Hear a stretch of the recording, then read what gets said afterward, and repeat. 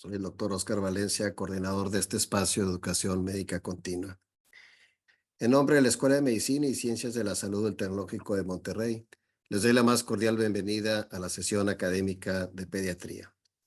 Hoy empezamos el módulo de neumología pediátrica. El día de hoy tendremos el tema de abordaje de la tos crónica en niños por el doctor Manuel Silva y voy a dar la palabra al doctor Enrique Villarreal para que nos haga favor de presentar a nuestro ponente. Adelante, Enrique.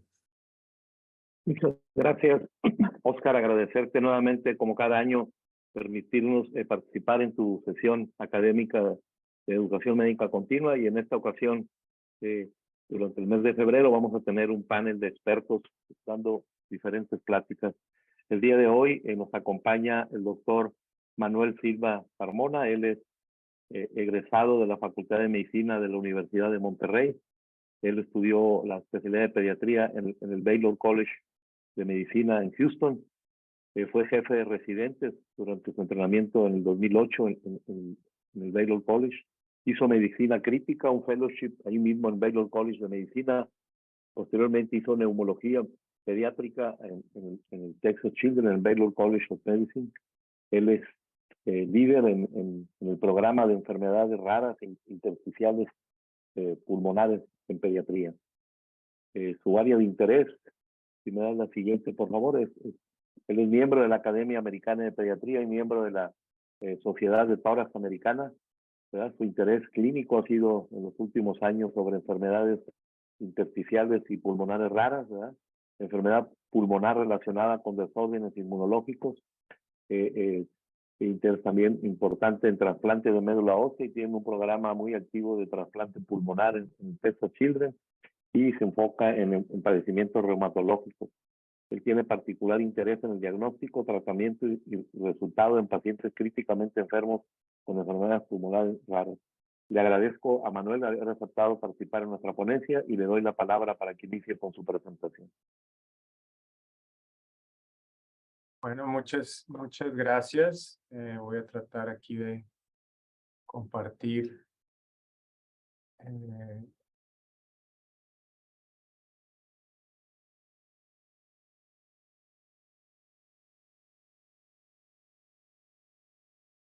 Bueno, ¿se ve en mi pantalla? Sí, Manuel, se ve muy claro. Gracias. Bueno, muchas gracias por esta oportunidad al doctor Enrique Villarreal y al doctor Oscar Valencia por darme este espacio para poder venir a platicar de cómo abordar el paciente que llega a nuestro consultorio con tos crónica. Pensé que esta era una plática que es académica, pero también nos va a ayudar mucho en el día a día y en la práctica clínica. Los objetivos de esta práctica va a ser poder elaborar un diagnóstico diferencial en los pacientes que tienen una tos crónica. Vamos a definir qué es la tos crónica. Vamos a revisar algunas de las patologías que causan este problema. Es obvio que no puedo platicarles en una hora o menos de todas las patologías posibles que pueden causar una tos crónica, pero vamos a tratar de abordar la mayoría, si no es que a lo mejor hasta el 80% de ellas. Y luego vamos a crear un marco de referencia de las modalidades de cómo podemos hacer un diagnóstico y cómo se pueden dar tratamiento.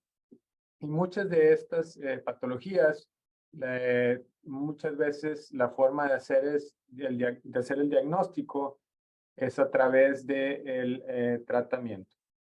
Bueno, ¿por qué es importante el diagnóstico en la tos crónica?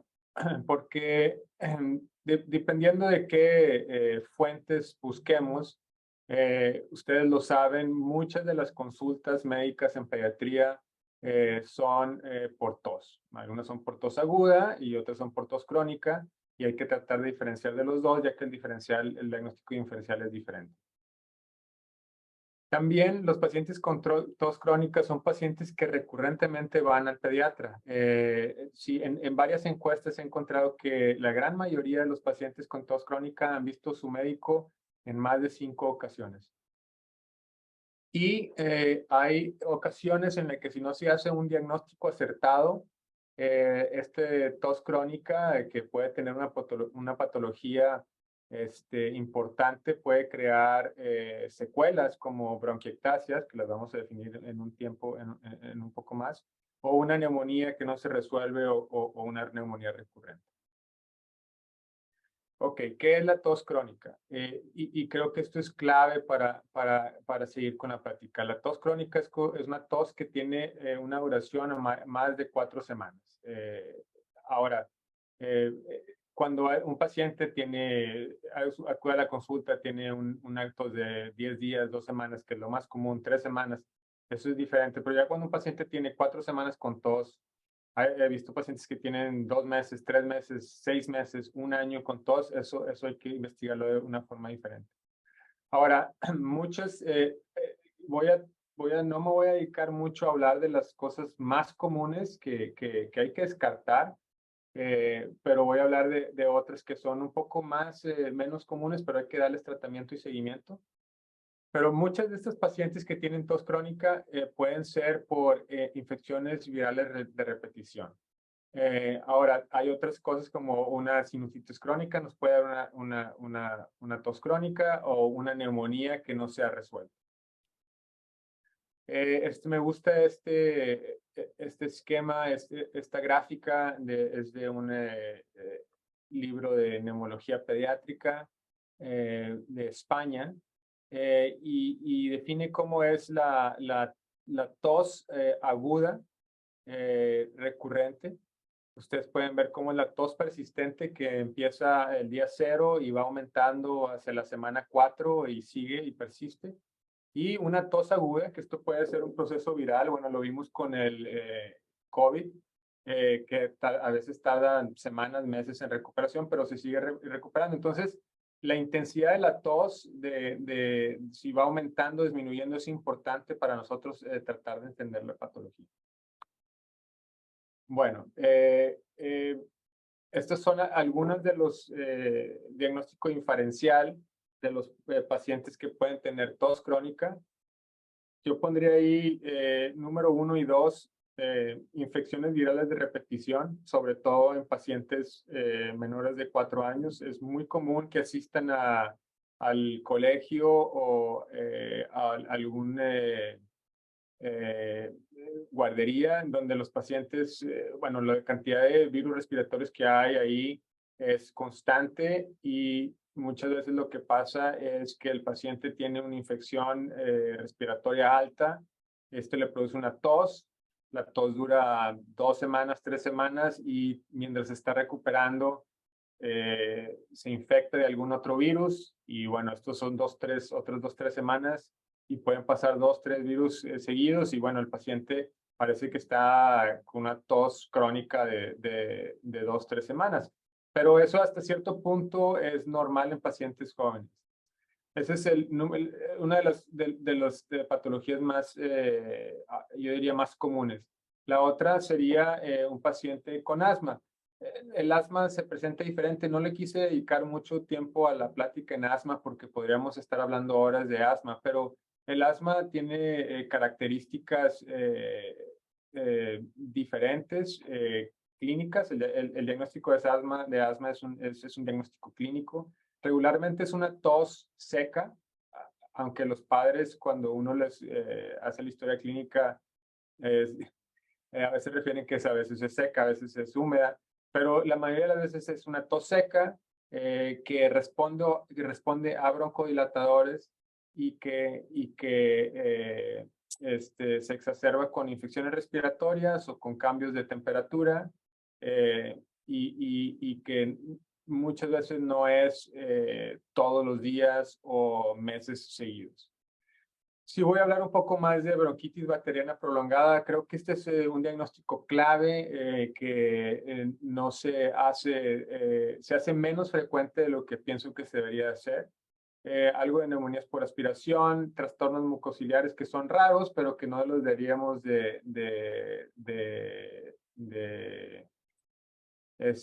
no los deberíamos dejar de lado cuando estamos buscando un diagnóstico diferencial, obstrucciones bronquiales y inmunodeficiencias. Entonces, yo diría que en un paciente menor de 6, 7 años, el diagnóstico diferencial, las primeras 3 cosas en las que yo pienso es el paciente tiene asma, o el paciente tiene infecciones virales de repetición, o puede ser esto una bronquitis bacteriana prolongada.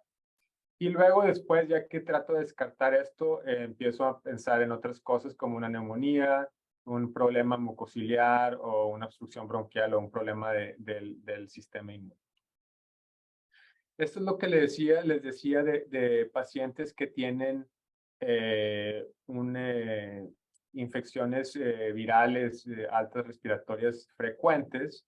Es el típico paciente que tiene 2, 3 años de edad, que va a la guardería, tiene una infección respiratoria, vamos a decir un rinovirus, dura 2 semanas enfermo, tiene tos, los papás están molestos porque la tos no se le quita, y luego a la semana 2, 3 se infecta de virus sincitial porque hay varios virus circulando en el colegio, y bueno, otros 3, 4 semanas de tos.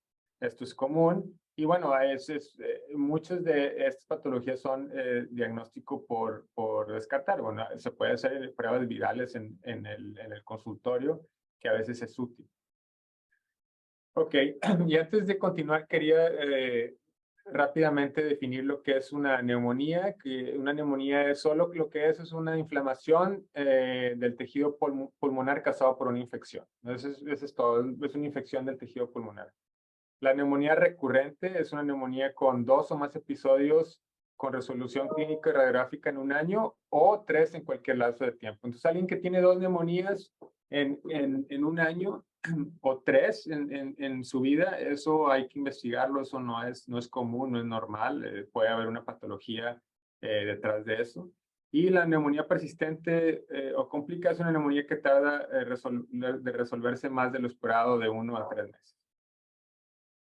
Bueno, hablamos un poco de asma, que otra vez una tos seca que responde a broncodilatadores, responde a esteroides sistémicos. Cuando esos pacientes que tienen asma se les da 3 a 5 días de prednisolona o de dexametasona, mejoran. Los papás refieren que escuchan sibilancias a veces, se les da broncodilatador, las sibilancias mejoran o desaparecen.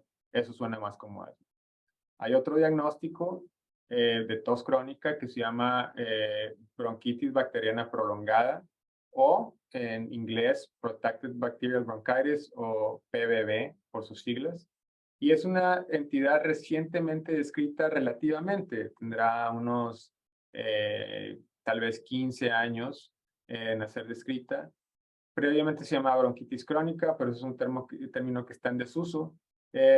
Y retrospectivamente, ahora que pienso de hace 25 años que yo estaba haciendo el servicio social, ahora entiendo que hay probablemente muchos pacientes que vi, que yo no sabía de esta patología hace 25 años, probablemente todavía ni estaba descrita, en los que probablemente tenía este problema, pero no los tratábamos adecuadamente. ¿Y qué es lo que es la bronquitis bacteriana prolongada? Ese es el criterio. Hay una descripción original y una descripción más reciente. Es una tos productiva crónica, como decía yo, más de 4 semanas. Si se hace un lavado bronquialveolar por broncoscopía, se encuentra un montón de bacterias. Y esto es clave. La tos tiene resolución en 2 semanas aproximadamente con antibióticos. Esto es diferente de la bronquitis aguda, que dura menos de 3 semanas. Estamos hablando de una tos crónica. Regularmente son más de 4 semanas, a veces, como les decía, son meses. Regularmente son pacientes en menos de 5 años de edad. Son pacientes que tienen más de 6 meses, regularmente menos de 6 años. Puede pasar después de los 5 o 6 años, sí, pero es menos común. Regularmente estos pacientes tienen 3, 4, 5 años. Entonces pueden ver cómo puede ser confuso si estas tos es asma, infecciones respiratorias virales recurrentes o una bronquitis bacteriana prolongada. Regularmente no tienen otitis media ni sinusitis. no tienen sibilancias, tienen estertores roncantes por secreciones. Los padres refieren que el paciente tiene el pecho congestionado, que escuchen las secreciones dentro del pecho y que el paciente no las puede toser. Y cuando uno se les hace una radiografía, vamos a decir un paciente que tiene una tos húmeda, de 2, 3 meses, y uno está buscando, bueno, eso es, o tiene neumonía o tiene una bronquiectasia o un cuerpo extraño, que es parte del diferencial, la radiografía es normal.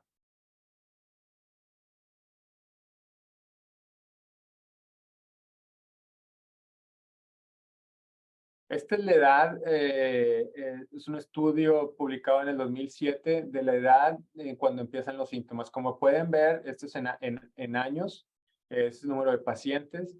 La mayoría de los pacientes, como les decía, son menores de 5 años. Sí puede pasar en pacientes mayores, pero los mayores pacientes son menores de 5 y más de 6 meses. Este es el diagnóstico, como les decía, una tos húmeda de más de 4 semanas, una infección de las vías aéreas bajas identificadas por broncoscopía y que la tos se resuelva con 2 semanas de antibiótico. Este es el criterio que usamos más recientemente. No hacemos broncoscopía para esta patología. Regularmente es más de 4 semanas que no podamos explicar la patología por alguna otra causa. Por ejemplo, que el paciente no tiene neumonía en una radiografía o no tiene bronquiectasias en una radiografía, no tiene sinusitis crónica y que la tos mejora o se resuelve con 2 semanas de antibiótico. Regularmente el antibiótico de primera línea es la amoxicilina con clavulanato. Ahora puede haber bronquitis bacteriana persistente que tiene un tiempo prolongado, extendido, y esto es cuando se tarda más de 4 semanas en resolver con antibióticos, o que es recurrente, que esto pasa. Hay pacientes que se resuelve con el curso de antibióticos, pero cuando tienen una infección viral, esta patología regresa. Y ahorita les voy a dar unos tips más prácticos de cómo se diagnostica. Bueno, los pacientes que yo veo con esta patología regularmente han visto múltiples médicos en el último año por la tos crónica. La tos tiene meses, han visto al pediatra, han ido a urgencias, han ido diferentes pediatras y en la historia clínica refieren que, y esto es clave, que los pacientes cuando se les da un curso de antibióticos, por alguna otra razón, vamos a decir que los diagnostican con una otitis media y se les da 10 días de antibióticos, los papás reportan que al final del curso de antibióticos, o sea, los 10 días de terminar el curso de antibióticos, la tos mejora mucho, que los antibióticos no eran para la tos, nada más está relacionado. Pero al parar los antibióticos, a los 4 o 5 días, una semana, la tos regresa. Ese es un punto clave en hacer el diagnóstico clínico. Si uno hiciera un lavado bronquialveolar con un broncoscopio, los organismos regulares que crecen son Haemophilus influenza, Streptococcus pneumoniae y Moraxella catarrhalis. Esos son los organismos regulares que tenemos en las vías aéreas. Como les decía, una vez que se tratan los pacientes, regularmente no recurre, pero cuando tiene una infección viral puede ser que esta patología recurra. Y es difícil a veces distinguir cuándo esta es una infección viral o cuándo es una recurrencia de la bronquitis bacteriana. Lo que yo hago es el tiempo es importante. Si el paciente tiene infección viral, empieza con la tos otra vez y después no se resuelve en 4 o 6 semanas, bueno, hay que pensar, a lo mejor es una recurrencia de esta bronquitis bacteriana. Y lo que pasa es que estas bacterias, por alguna razón a esta edad, tienen un crecimiento anormal y comienzan a producir secreciones. Esto es como se vería una broncoscopía. Uno puede ver las secreciones purulentas y si uno manda citología se encuentra una inflamación neutrofílica. No es necesario esto para hacer el diagnóstico. El diagnóstico se puede hacer de una forma clínica, como les mencionaba, tratando al paciente. Entonces, el tratamiento. El tratamiento es un curso prolongado de antibióticos, generalmente es de 2 a 4 semanas. Yo escojo hacer 3 semanas. Regularmente mi antibiótico de primera línea es amoxicilina clavulonato. Si el paciente es alérgico o muchas veces los pacientes les da diarrea por el clavulanato, entonces otra opción sería una cefalosporina de tercera generación oral. Y también funciona, pienso que la amoxicilina clavulonato funciona mejor. Entonces, tratando de resumir, es un paciente menor de 6 años de edad regularmente, que tiene una tos húmeda, que la tos ha durado más de un mes, regularmente meses. Los pacientes refieren que el paciente tiene, los papás refieren que el paciente tiene el pecho congestionado, que no puede toser las secreciones. A veces cuando le dan un antibiótico por alguna otra razón, la tos mejora, a veces para unos días, pero cuando para el antibiótico la tos regresa. A estos pacientes yo regularmente, si tienen tos crónica, les hago una radiografía para estar seguros que no vaya a ser otra patología. Regularmente la radiografía es normal. En el examen clínico no hay sibilancias, hay estertores roncantes y el tratamiento son 3 semanas de amoxicilina clavulonato.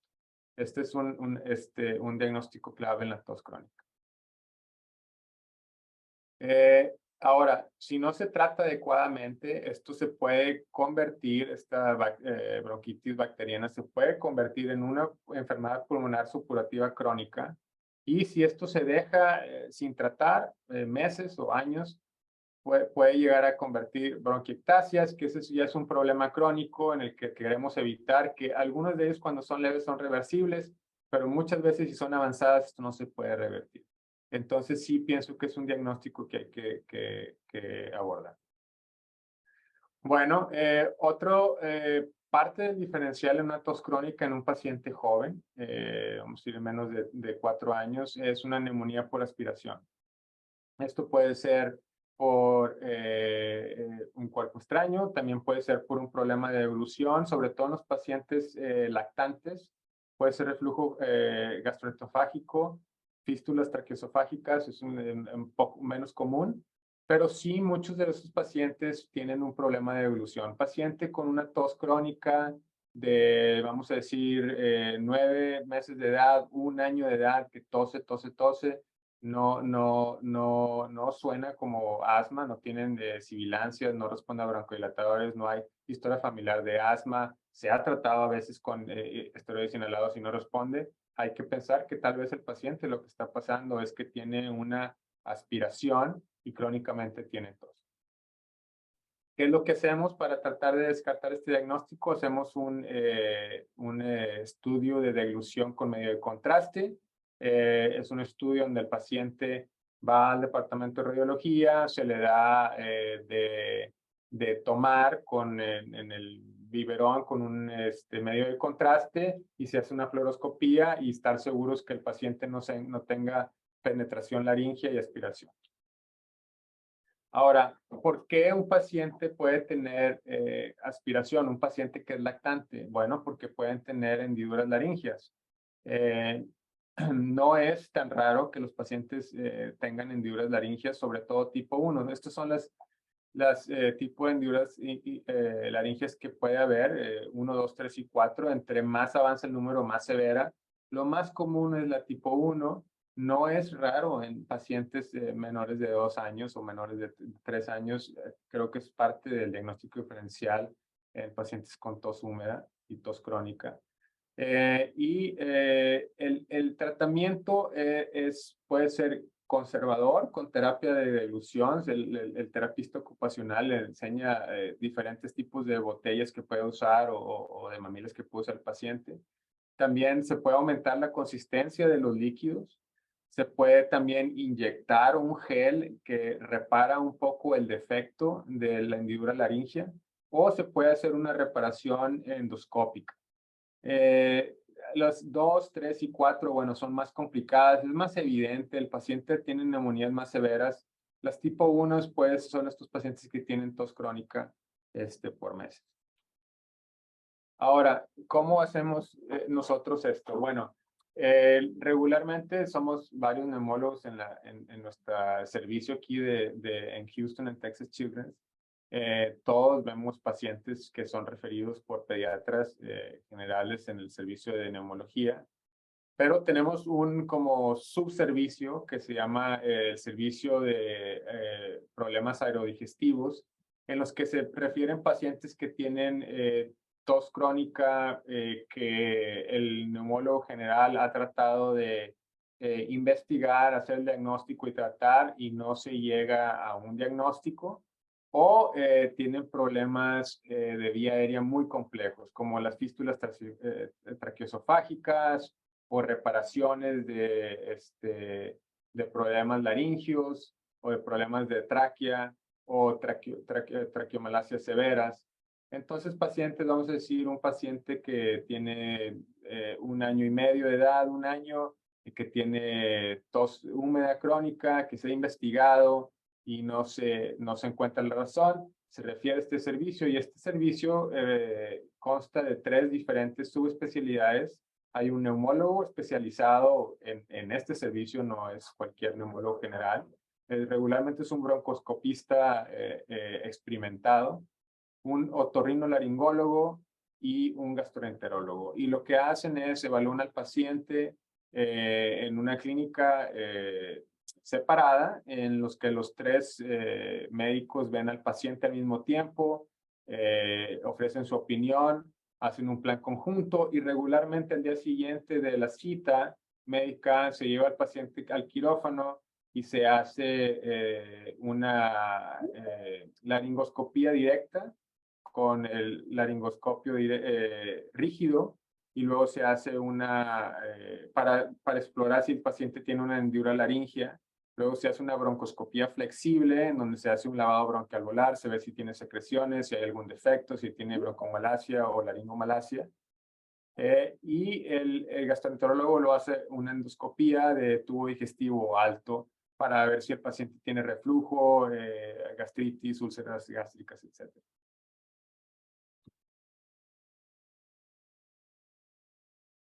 Bueno, como pueden ver, esta es una fotografía de ese es uno de los primeros procedimientos en broncoscopías y endoscopías iniciales, en donde palpamos con este instrumento a ver si el paciente tiene una hendidura laringea. Como pueden ver, esta es una hendidura laringea tipo 1, y este paciente tenía algo de aspiración por este tipo de hendidura, y es lo que causaba la tos crónica húmeda. Entonces, lo que se hace en este tipo, se puede hacer, es se le inyecta un gel en donde está la hendidura, y esto resuelve el defecto. Este gel no es permanente. Este es como un tratamiento y una prueba también para ver si se resuelve la tos. Entonces se le inyecta este gel. El gel dura aproximadamente 3 meses. Y bueno, pueden pasar 2 cosas. Una, que la razón por la tos no era la hendidura laringea. La otra que puede suceder es que la tos se resuelva, que probablemente era la hendidura laringea, y en esta ocasión el paciente aprende a deglutir mejor, y en los 3 meses se resuelve el problema y no recurre. O la tercera cosa que puede pasar es que la tos recurra en 3 meses, ya que se reabsorbió el gel. Y si esto pasa y la tos continúa, bueno, hay que considerar una reparación quirúrgica, que es un procedimiento un poco más agresivo, ya que hay que reparar quirúrgicamente ese defecto. Entonces, regularmente tratamos, si hay hendidura laringea, bueno, siempre trata de encontrar si hay, se inyecta el gel, el paciente regresa a los 3 meses. Si no ha regresado el problema bien y se regresa el problema, hay que considerar llevar al quirófano y reparar ese hendidura. Bueno, disculpen. ¿Qué otras cosas un poco más? Bueno, hablamos un poco de asma, disparate diferencial, infecciones virales recurrentes, bronquitis bacteriana persistente, aspiración por una hendidura laringea. Otros que no hay que olvidar y hay que siempre tener como parte diferencial, pero que son más raros, es fibrosis quística y discinesia ciliar primaria, que son trastornos del movimiento mucociliar o de movilización de secreciones. La fibrosis quística es una enfermedad, la enfermedad autosómica recesiva más común en Estados Unidos. Y hay un gen que se llama el CFTR, que tiene un defecto, una variante ahí en crear este canal de cloro. Existen muchas mutaciones, más de 1500. La más frecuente es en un aminoácido de fenilalanina en el número 500 de la proteína.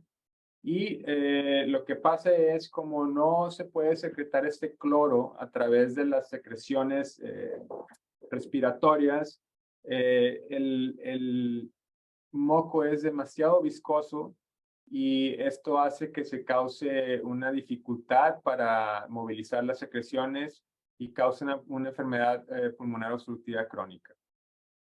Como este canal de cloro existe en otros órganos, también se afecta a otros órganos como el páncreas, entonces pasa una insuficiencia pancreática. Estos pacientes tienen malabsorción porque no pueden secretar todos estos jugos pancreáticos.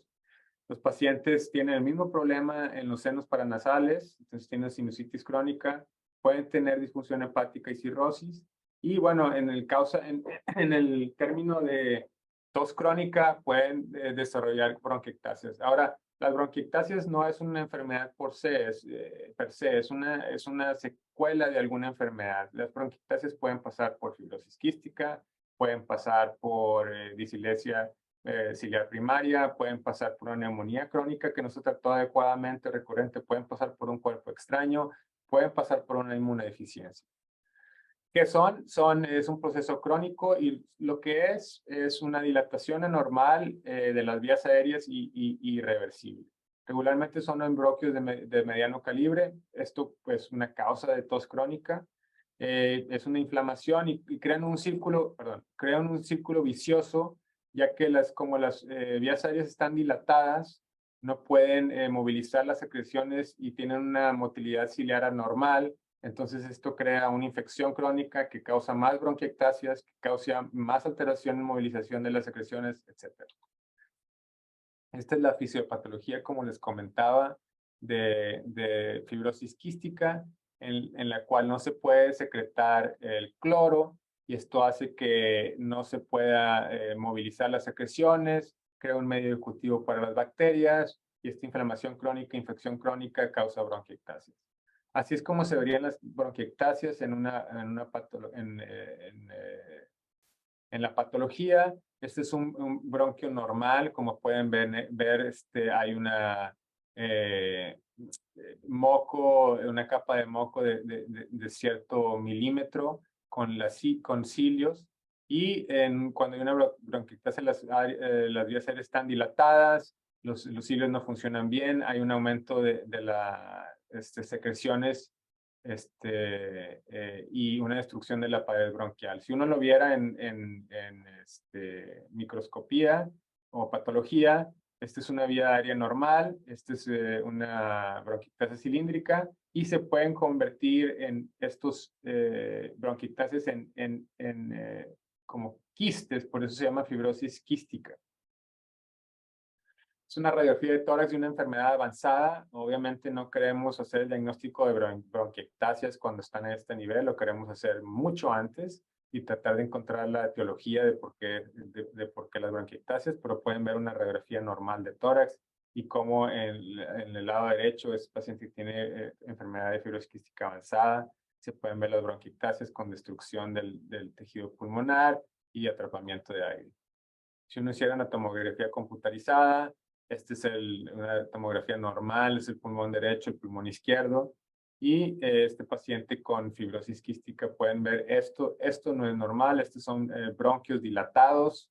Regularmente decimos que el bronquio, para que sea normal, aquí pueden ver un bronquio normal, tiene que ser del calibre o menor calibre al vaso sanguíneo con el que está acompañado. Como pueden ver aquí, estos están más grandes que los vasos sanguíneos con el que está acompañado y pueden ver cómo tiene una inflamación de la pared bronquial. Regularmente la pared bronquial en la tomografía normal es muy, muy, muy delgado y aquí se ve muy ensanchado, inflamado.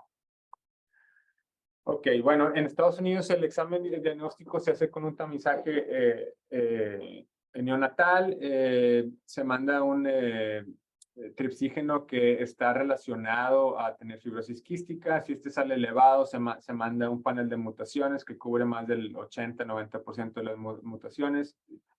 Si el paciente sale positivo, entonces se refiere al neumólogo, donde se hace un examen de sudor y también hacemos la secuencia del gen CFTR para estar seguros de qué mutación tiene el paciente, ya que hay medicamentos que están dirigidos a diferentes tipos de mutaciones.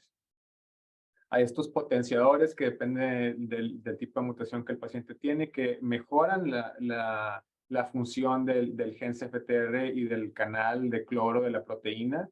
Y básicamente hemos mejorado el pronóstico y la sobrevivencia de fibrosis quística en los últimos 5 años, a tal punto que hace 10 años somos uno de los centros más grandes de fibrosis quística en el país. Hace unos 10 años teníamos a lo mejor 10, 15 pacientes internados con exacerbaciones de fibrosis quística y ahora tenemos 2, porque sí ha mejorado mucho el pronóstico.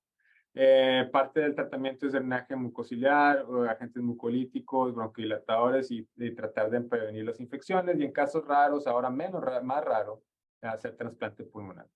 Otra de las razones por las que podemos tener una tos crónica es una disidencia ciliar primaria. No es fibrosis quística, es una patología separada, pero en términos de presentación puede ser similar. Estos pacientes no tienen insuficiencia pancreática ni problemas hepáticos, pero sí tienen muchos problemas en movilizar las secreciones respiratorias, ya que las vías aéreas están cubiertas de epitelio ciliar y estos cilios son los que mueven todas nuestras secreciones, las vías respiratorias, para sacarlas y que los podemos deglutir. Y en esta patología, los cilios o no se mueven o se mueven de manera anormal. Fue descrito por el doctor Cartagena en 1933. Él describió pacientes que tenían situs inversus, o sea, tienen el hígado del otro lado, tienen dextrocardia, tienen sinusitis y bronquiectasias. No es necesario tener situs inversus. Hay pacientes que no tienen situs inversus y tienen discinesia ciliar primaria. Y ciencia es aproximadamente una en 20,000 nacimientos. Entonces, ustedes pueden calcular cuántos nacimientos hay en Monterrey y saquen cuántos pacientes hay con discinesia ciliar primaria. Muchos de estos pacientes son diagnosticados con asma, no es asma. La mayoría tienen múltiples genes involucrados.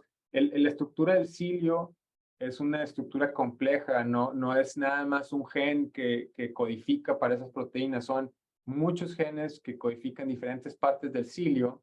Entonces, por eso hacer el diagnóstico es mucho más complejo que hacerlo en fibrosis quística. Fibrosis quística es un gen que codifica para un solo canal, entonces solo que hay que secuenciar ese gen. En discinesia ciliar primaria son muchos genes, sabemos de probablemente unos 80% de los genes, pero hay unos genes que no los entendemos. Esta es la ultraestructura de un cilio. Como pueden ver, tienen muchas proteínas que tienen microtúbulos y están unidas por otras proteínas. Entonces, hay diferentes mutaciones en diferentes genes que pueden llevar a este defecto. Aquí pueden ver una célula respiratoria y en el borde pueden ver cómo se ven estos cilios que están en constante movimiento. ¿Cuáles son las manifestaciones clínicas? Esto es clave. Dificultad respiratoria o taquipnea neonatal no explicada. Son pacientes que muchas veces tienen taquipnea del recién nacido o tienen un poco de hipoxemia o requieren oxígeno al nacer y se resuelve en 1 o 2 días. Pero este es clave. Tos crónica productiva. Esos pacientes tienen tos todos los días, todo el tiempo. y regularmente tienen una rinitis crónica. Esas dos, si ese paciente tiene estas tres cosas, regularmente tiene un problema al nacer con respiratorio, ya sea dificultad de taquipnea o hipoxemia, tos crónica productiva siempre y una rinitis crónica. Muchas veces son, otra vez, diagnosticados equivocadamente con asma, pero regularmente no es asma. Otitis media no es necesaria, pero es muy frecuente. Pueden tener pólipos nasales, les digo, pueden tener asma con mala respuesta al tratamiento. Y estos pacientes, si no se tratan adecuadamente, van a desarrollar bronquiectasis. No todos los pacientes tienen situs inversos, pero la mitad pueden tenerlo. ¿Cómo hacer el diagnóstico? El diagnóstico no es tan sencillo. Regularmente hay centros de disinesia primaria, ciliar primaria en Estados Unidos y se hace una evaluación comprensiva. Yo diría que las dos mayores formas de hacer el diagnóstico es mandar un panel genético de mutaciones que cubre más o menos 70-80% de las mutaciones. Son paneles comerciales, muchas veces ni siquiera requieren muestras de sangre, se puede hacer a través de una muestra bucal. Se manda y en 3 semanas se reportan si hay defectos genéticos en genes que causan esta enfermedad. Y la otra prueba en que se puede hacer en pacientes de 6 años o mayores es medir el óxido nítrico nasal, que sería normal en estos pacientes. Ahora, se puede también hacer una biopsia del epitelio respiratorio y tratar de ver el movimiento ciliar. Esto es menos objetivo, es muy subjetivo, se requiere un patólogo con experiencia. También se puede ver la microscopía electrónica y tratar de buscar el defecto. Otra vez es complicado. Entonces, regularmente, la mayoría de los pacientes lo diagnosticamos con panel genético y midiendo el óxido nítrico. El tratamiento, fisioterapia respiratorio, uso agresivo de antibióticos, nutrición adecuada. Y bueno, a veces hay que tratar la sinusitis crónica con cirugía endoscópica. Este es un paciente que tiene varias telectasia cuando es recién nacido y otra vez un paciente del lado derecho con bronquiectasias crónicas que no se le hizo el diagnóstico tarde. Ok, ¿qué hacer con el paciente que tiene una neumonía en la misma localización? Esto es parte del diagnóstico diferencial. Cuando un paciente tiene una neumonía que no se resuelve en el mismo lugar, hay que pensar en un cuerpo extraño o en un problema de alguna obstrucción intrabronquial, como una de las neoplasmas más comunes sería un carcinoide. También puede ser una compresión extrínseca, como una adenopatía, un problema de algún vascular. Y creo que tal vez en esta serie de módulos de neumología, creo que ahí va a haber una plática en el futuro sobre problemas vasculares que causan compresión. También puede ser broncomalacia o una malformación broncopulmonar, que no tenemos tiempo, desafortunadamente, de discutir todas estas, pero unas de ellas pueden ser un secuestro pulmonar o un quiste broncogénico o enfisema lobar congénito. Cuerpo extraño es algo que no se nos debe pasar. Regularmente después de los 6 meses de edad, el 80% son de menores de 3 años y muchas veces los casos son diagnosticados meses después. Si no se trata adecuadamente, puede causar bronquiectasias. Regularmente, en el 80% de los casos, hay un episodio de tos súbita con sensación de asfixia. A veces es remota, fue hace meses, hace semanas, regularmente es durante la devolución y muchas veces no es referido por los padres. O sea, no es común que el padre venga y te diga, lo que pasa es que hace 3 meses estaba comiendo, se ahogó, tosió, se puso azul y luego ya todo estaba bien. Hay que preguntar específicamente si el paciente tuvo un episodio de súbita de tos y de asfixia. Estos pacientes tienen tos crónica, tos persistente, pueden tener fiebre si ya tienen neumonía o bronquiectasias crónicas y pueden tener estridor. El diagnóstico es con historia clínica, como les decía, hay que preguntar a los padres si tuvieron un episodio de tos súbita y de asfixia. La radiografía es importante y la verdad, tomografía no es necesaria, el diagnóstico y el tratamiento se hace con broncoscopía. Esta es una radiografía de un paciente que tiene un cuerpo extraño. y el cuerpo extraño está del lado izquierdo, y lo que pasa es que el cuerpo extraño actúa como una válvula de un solo sentido y hay atrapamiento de aire en el pulmón izquierdo.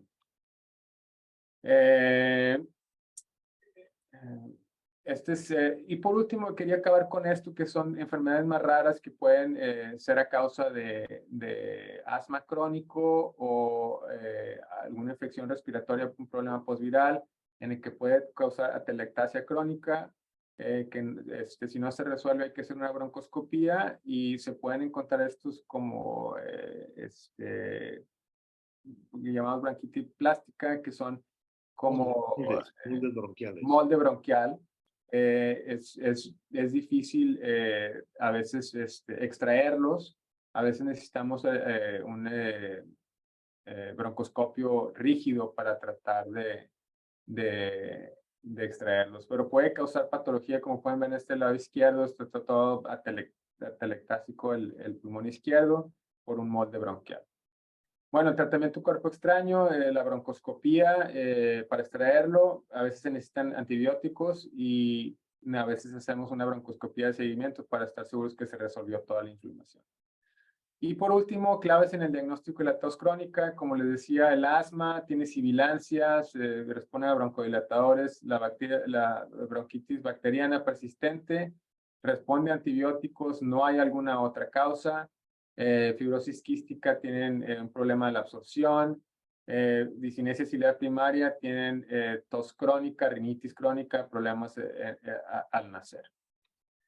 En conclusión, las causas de la tos crónica y neumonía recurrente son muy extensas. La historia clínica, el examen físico y los estudios de imagen nos ayudan a tratar de apuntar hacia un diagnóstico diferencial y muchas veces una interconsulta con neumología o la broncoescopía ayuda a hacer el diagnóstico. Y con esto ya termino mi plática.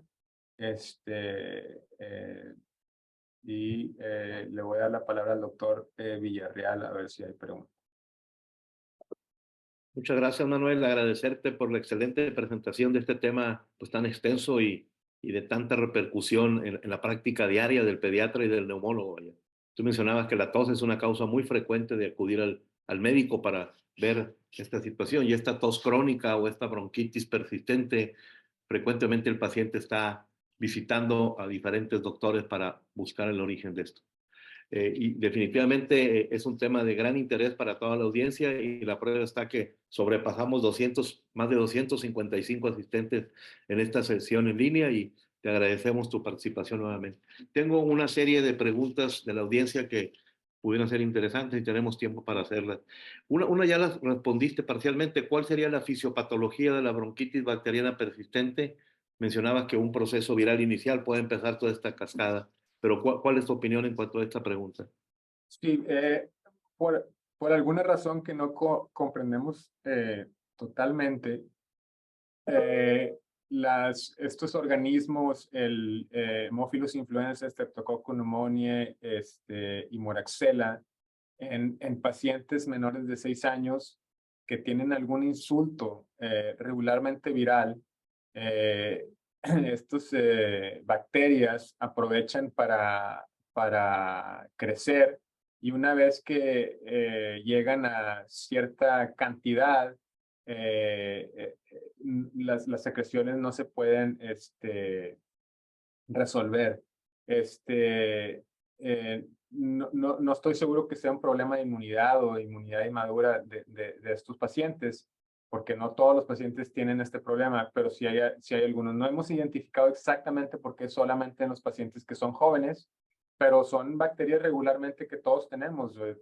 Todos tenemos estas bacterias, pero estos pacientes que son de edad temprana no pueden suprimir la cantidad de bacterias. Entonces necesitan este curso de antibióticos para bajarlo. La mayoría no recurre.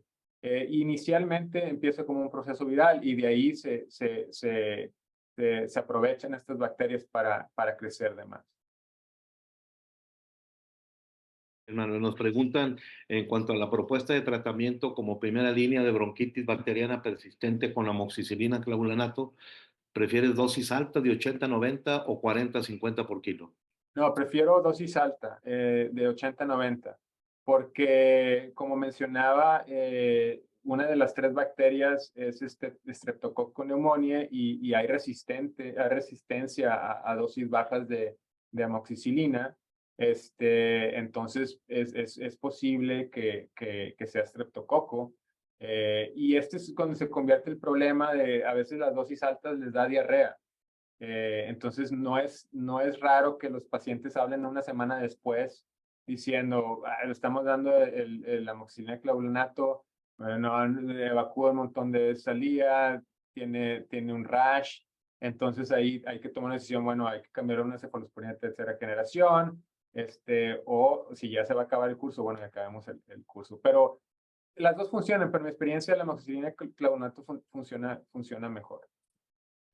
Una pregunta que hacen en forma recurrente aquí la audiencia es el uso de macrólidos tipo acitromicina para bronquitis bacteriana persistente por periodos prolongados de 2 a 3 semanas.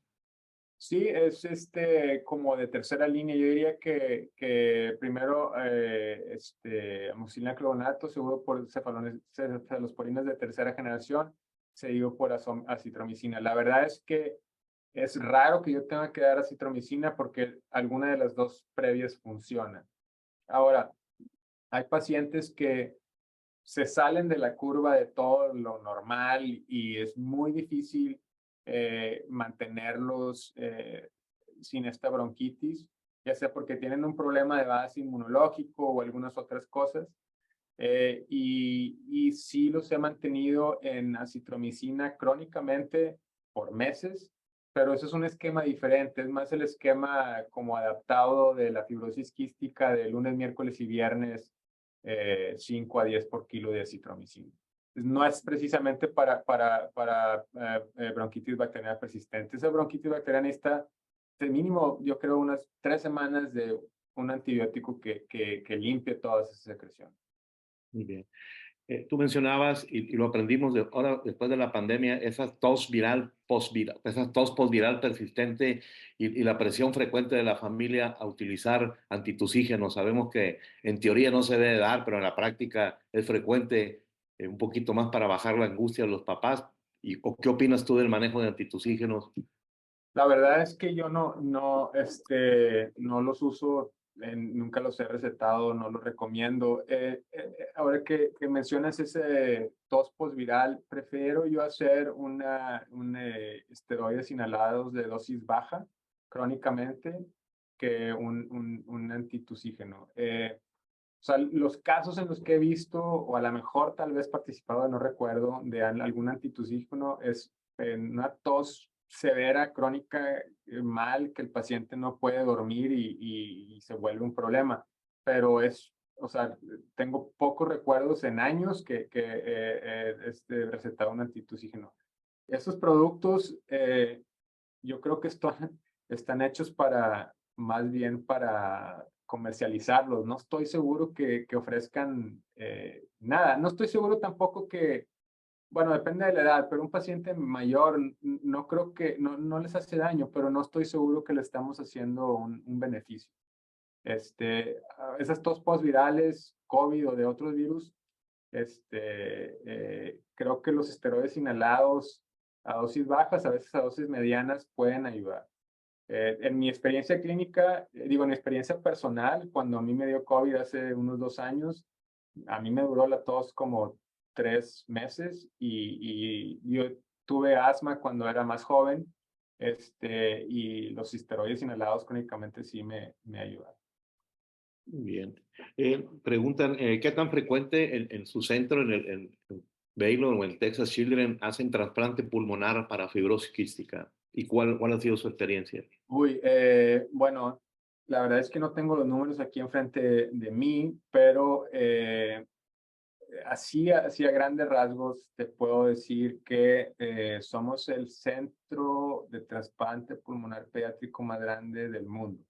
Y regularmente en un año donde hacemos muchos, a tal vez 15 al año.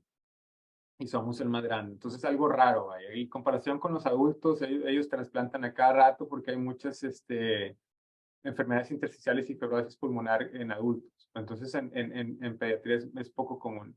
Hace a lo mejor 5 a 10 años, te podría decir, así a grandes rasgos, obviamente no tengo la información frente a mí, pero a grandes rasgos, tal vez de esos 15, la mitad, 6 o 7 eran de fibrosis quística.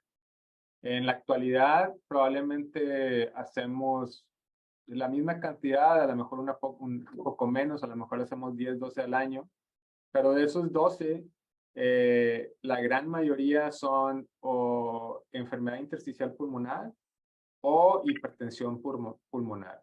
Y la minoría son fibrosis quística, a lo mejor 1 al año, 2 al año, o sea, cambió completamente estos moduladores. Hay pacientes que estaban en la lista de espera y que empezaron a tomar estos moduladores y salieron de la lista de espera y le subió la función pulmonar 20-30% y ya no necesitan el trasplante. Vaya, ahora son adultos, a lo mejor lo van a necesitar en un futuro, pero mientras son pacientes pediátricos. Así es, teóricamente estos moduladores no evitaban, no regresaban la enfermedad, se suponía nada más detenían la progresión, pero en la experiencia en los últimos años se ha visto que sí regresa la función pulmonar, inclusive algunas bronquiectasias, no de las cilíndricas, sino de las dilatadas, que pueden tener regresión aún los parámetros de la tomografía. Manuel, tenemos una serie de preguntas, pero en virtud del tiempo veo que el doctor Valencia aparece por acá en pantalla, pero ahora estamos sobre el tiempo. Nuevamente agradecerte por su participación y te haré llegar algunas de las preguntas que no fueron contestadas para hacer el enlace y responderlas. Te agradezco infinitamente tu participación y te estaremos contactando para próximos eventos en los siguientes años.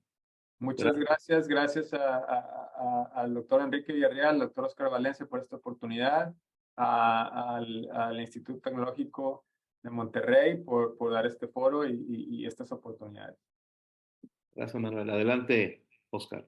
Muchísimas gracias al doctor Manuel Silva, al doctor Enrique Villarreal. Fue realmente una plática muy ilustradora, con muchos tips muy útiles para el pediatra.